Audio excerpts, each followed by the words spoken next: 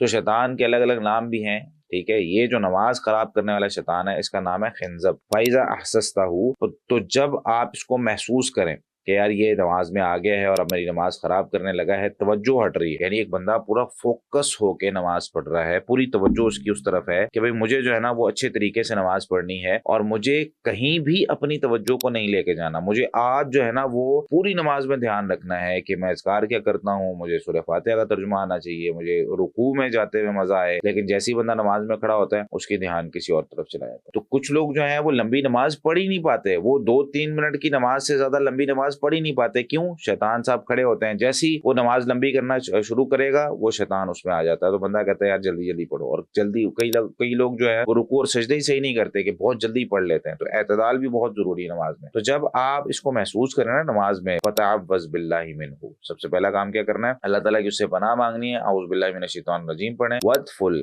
علی یسارک ثلاثا، اپنے بائیں جانب 3 مرتبہ تھوکنا ہے۔ پہلے نا زمانے میں مسجدیں کچی ہوا کرتی تھی، تو اب کیا کرنا ہے بھائی؟ اب تو مسجدیں فرنشڈ ہیں، تو اب 2 چیزیں ہم کر سکتے ہیں، یعنی 2 آپشنز ہیں، دونوں میں سے ہم کچھ استعمال کر سکتے ہیں۔ سب سے پہلے تو ہمارے پاس کوئی ٹیشو رومال ہو تو وہ نکالیں، اس میں تھوکتے ہیں۔ اچھا، تھوکنے کا مطلب یہ بھی نہیں ہے کہ بندہ فل منہ بھر کے جو ہے نا وہ تھوکے اور آواز بھی ایسے نکالے کہ مسجد کے اندر جو ہے نا وہ ساتھ کھڑا ہوا نمازی اس سے تکلیف محسوس کرے۔ تو اس میں آپ اس طرح کریں کہ جب آپ اکیلے نماز پڑھ رہے ہوں تب تو آپ تھوڑی سی آواز تھوڑی تیز بھی نکال سکتے ہیں، ٹھیک ہے۔